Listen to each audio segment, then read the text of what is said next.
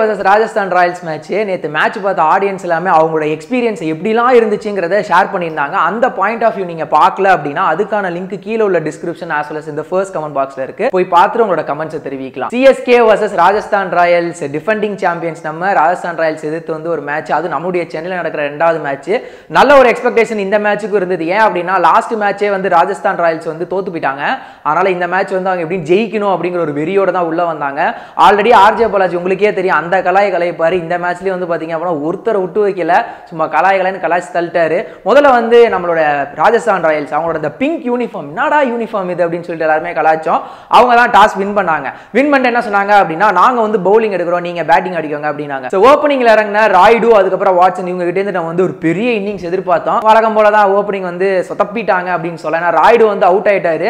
அதுக்கப்புறம் ரெய்னா இறங்கினாரு, வாட்சனும் நிக்கல. ஒரு 6 ஒரு 4 சேர்த்து அவரும் பெவிலியன் கிளம்பிட்டாரு. அப்புறம் ஜாதவ் இறங்கின வேகத்துக்கு 2 சாத்துனாரு. அதுக்கப்புறம் அவரும் ஓடி போயிட்டாரு.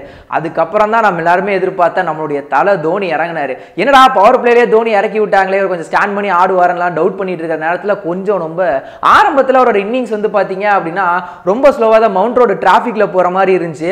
அதுக்கப்புறம் எண்டில் பார்த்தீங்கன்னா சும்மா ஹைவே ஸ்பீட்ல அவர் தூணாரு பாருங்க. 46 பால்ல 75 ரன். அதுலயும் லாஸ்ட் 3 பால் 3 6 அடிச்சோன்னே என்னமோ ஃபுல் மீல்ஸே சாப்பிட்ட மாதிரின்னு ஒரு திருப்தி ஒன்று கிடைச்சிருந்தது. ஸோ சிஎஸ்கே ஃபைனலா வந்து 175 வந்து ஸ்கோர் பண்ணியிருந்தாங்க. அதுல தோனியும் ரெய்னாவுடைய பார்ட்னர்ஷிப், அதாவது அந்த 4th விக்கெட் பார்ட்னர்ஷிப் வந்து 60 ரன்ஸ்க்கு மேல ஸ்கோர் பண்ணியிருந்தாங்க. அண்ட் ரெய்னாவும் பிராவோவும் சேர்ந்து கூட 50 ரன்ஸ்க்கு மேல வந்து பார்ட்னர்ஷிப் கொடுத்திருந்தாங்க. ஸோ தோனியோட கான்ட்ரிபியூஷன் இந்த மேட்ச்ல வந்து பெருசாவே பேசப்பட்டுச்சு. இது வரைக்கும் கடந்த 2 மேட்ச்லயும் வந்து எல்லாருமே வந்து தலை கிட்ட இருந்து பெருசா எக்ஸ்பெக்ட் பண்ணோம், தலை வரவே இல்லைங்க, தலை ஆடவே இல்லைங்க அப்படின்னு ஃபீல் பண்ணியிருந்தாங்க. அந்த ஒரு கவலையும் வந்து தோனி வந்து இந்த மேட்ச்ல வந்து போக்கிட்டாரு அப்படின்னு சொல்லலாம். அதுக்கப்புறம் பேட்டிங் இறங்கினாங்க நம்மளுடைய ராஜஸ்தான் ராயல்ஸ். ஓப்பனிங் எப்படி நம்ம பவர் பிளேல 3 விக்கெட் விட்டோமோ அவங்களும் அதே மாதிரி பவர் பிளேல 3 விக்கெட் விட்டாங்க. அது 3மே வந்து மெயினான விக்கெட். ஃபர்ஸ்ட் அஜிங்கியா ரஹானே அந்த கேட்ச் ஜடேஜா பிடிச்சோன்னே எல்லாருக்குமே ஆச்சரியமா போச்சு, என்னது கேட்ச் பிடிச்சிட்டாரா அப்படின்னு சொல்லிட்டு. அம்பையர்லாம் கூட 1க்கு 2 தடவை வந்து பார்த்துட்டு அதுக்கப்புறம் தான் டெசிஷன் கொடுத்தாங்க. என்னது நீ மட்டும் தான் பிடிப்பியா, நான் பிடிக்க மாட்டேன்னு சொல்லிட்டு அடுத்து திருப்பி சஞ்சு சாம்சனுக்கு அதே மாதிரி கேட்ச் வந்து நம்மளுடைய சுரேஷ் ரெய்னா பிடிச்சாரு. அண்ட் பட்லரையும் வந்து பவர் பிளேல நம்ம தூக்கிட்டோம். இவங்களோட 3 பேரும் போனனால அதுக்கப்புறம் ராகுல் திருப்பதி இது வரைக்கும் 2 மேட்சா வந்து அவர் சரியாவே ஆடல. பட் இந்த மேட்ச்ல அவருக்கு வந்து முன்னாடியே ஆப்பர்ச்சுனிட்டி கிடைச்சனால அதை வந்து நல்லா யூஸ் பண்ணிக்கணும் அப்படிங்கறத கொஞ்சம் நிதானமாவே ஆடிட்டு இருந்தாரு. அவருக்கு சப்போர்ட்டிவா ஆப்போசிட்ல யார் ஆடிட்டு இருந்தா அப்படின்னா Steven Smith, David Warner, Steven Smith இவங்க 2 பேரும் பேன் பண்ணிட்டு ரிட்டர்ன் வந்தனால அவங்க கிட்ட இருந்து ஒரு நல்ல ஒரு பெர்ஃபார்மன்ஸ் எதிர்பார்த்தாங்க. அதை வந்து டேவிட் வார்னர் வந்து ப்ரூவ் பண்ணிட்டே தான் இருக்காரு. என்ன நீ ஒரு வருஷம் இல்லடா, எத்தனை வருஷம் பேன் பண்ணி உள்ள கூட்டு வந்தாலும் நான் வெளுத்து கட்டுவேன்டா அப்படின்ட்டு. ஸ்டீவன் ஸ்மித் 2 மேட்ச்லயுமே ஒரு கரெக்டா அமையல. இந்த மேட்ச் கொஞ்சம் அமையற மாதிரி இருந்தது, பட் அவர் சரியா யூஸ் பண்ணிக்கல அப்படின்னு வேணா சொல்லலாம்.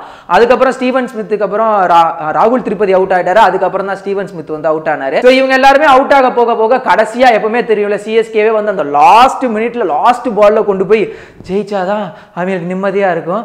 நம்ம எல்லாருமே வந்து பசுபதி மாதிரி டேய் நான் சுகர் பேசன்றா என்னால முடியலடா அப்படின்னு சொல்லிட்டு ஃபீல் பண்ண வைக்கணும்ல, அதே மாதிரி தான் இருந்தது. ஆக்சுவலா அந்த 18th ஓவர் டுவேன் பிராவோட ஓவரை வந்து பென் ஸ்டோக்ஸ், ஆர்ச்சர் இவங்க 2 பேருமே அடிச்சதை பார்த்து லைட்டா நமக்குலாம் வந்து டர்ரா இருந்தது. அதுக்கப்புறம் 19th ஓவர் நம்முடைய ஷர்துல் தாக்கூர் வந்து சூப்பராகவே பவுல் பண்ணாரு அப்படின்னு சொல்லலாம். ஏன்னா அந்த மாதிரியான ப்ரெஷரான சுச்சுவேஷன்ல கொஞ்சம் அழகாவே ஹேண்டில் பண்ணாரு. 20th ஓவர் பிராவோ கையில 6 பால் 12 ரன் வேணும், அவ்வளவுதான் 2 6 மேட்ச் முடிஞ்சிரும் அப்படிலாம் கூட எதிர்பார்த்தாங்க. ஃபர்ஸ்ட் பாலே பென் ஸ்டோக் காலி. அதுக்கப்புறமே ஓரளவுக்கு எல்லாருக்குமே கொஞ்சம் நிம்மதியா இருந்தது. இருந்தாலும் ஆர்ச்சரை பார்த்து கொஞ்சம் அப்படி பார்த்து பயந்துகிட்டே தான் இருந்தேன், எங்க போய் அடிச்சிருவானோ அப்படின்ட்டு. அதுக்கப்புறம் Shreyas Gopal first ball dot விட்டாரு, 2 பால் முடிஞ்சா. அடுத்து 3வது பால்ல வந்து ஒரு லெக் பைல ஒரு சிங்கிள் ஓடிட்டாங்க. திருப்பி 4வது பால்லயே வந்து பாத்தீங்க அப்படின்னா ஆர்ச்சரால ஒரு சிங்கிள் தான் அடிக்க முடிஞ்சு. அதுலயும் ஒரு போட்ட பால் அவர் ரொம்ப ஸ்லோவா தான் போட்டாரு. பால் அவ்வளோ ஃபாஸ்டா இல்ல அவன் பேட் அவ்வளோ மட்டமான்னு தெரியல, பேட் உடஞ்சு போச்சு. திருப்பி பேட்டை மாத்திட்டு வந்தாங்க. இனி மாத்திட்டு வந்து என்ன பிரயோஜனம்? அதுக்கு அடுத்த பால் ஸ்ரேயாஸ் கோபால் தூக்கி அடிப்பாரு, இம்ரான் தாகிர் கேட்ச் பிடிச்சிட்டு அப்போ ஒரு ஓடுவாரு. அந்த இடத்துல ஆர்ஜே பாலாஜி ஒரு கமெண்ட்ரி கொடுத்துருப்பாரு, செம்மையா இருக்கும். அதுக்கப்புறம் திருப்பி லாஸ்ட் பால் ஆர்ச்சருக்கு போடுவாரு. அது ஒன்றும் பெருசா நான் கூட பவுண்டரி அடிச்சு முடிப்பார்னு நினைச்சேன், அது பவுண்டரி முடியல. ஸோ நம்மளுடைய சென்னை டீம் வந்து 8 ரன்ஸ் வித்தியாசத்தை வந்து நம்ம மேட்ச் ஜெயிச்சிருந்தோம். அந்த லாஸ்ட் பால் தோனி அந்த லாஸ்ட் 3 6 தான் வந்து நமக்கு கை கொடுத்தது அப்படின்னு கூட சொல்லலாம். அது எல்லாத்தையும் தாண்டி ஓவராலா நல்ல ஒரு பெர்ஃபார்மன்ஸ் இருந்தது, நல்ல ஒரு என்டர்டெயின்மெண்ட் இருந்தது. எப்பவுமே தோனி ஒரு விஷயம் சொல்லுவார்ல, கேச்சஸ் வின்ஸ் மேட்சஸ். அதே மாதிரி இந்த மேட்ச்ல எந்த விதமான கேட்சையும் டிராப் பண்ணாம ஃபீல்டிங்ல நம்ம வந்து செமையா கான்ட்ரிபியூட் பண்ணியிருந்தோம். என்ன ஆடியன்ஸ்க்கு எல்லாருக்கும் ஒரு 5 செகண்ட் வந்து ஹார்ட் அட்டாக்கே வந்திருக்கும் போல இருக்கு அந்த மாதிரி இன்னிங்ஸ்.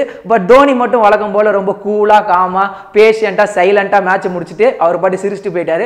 அதுக்கப்புறம் நம்ம ட்விட்டர்ல பார்த்தோம்ல, அந்த டீமோட சேர்ந்து போட்டோ எடுத்துக்கிறது, பேட்ல சைன் பண்றது, அவங்களுக்கு வந்து இன்ஸ்ட்ரக்ஷன் கொடுக்கிறது, இந்த மாதிரி விஷயங்கள் எல்லாமே நடந்துச்சு. ஸோ அடுத்த மேட்ச் புதன்கிழமை நமக்கும் மும்பை இந்தியன்ஸ்க்கும்.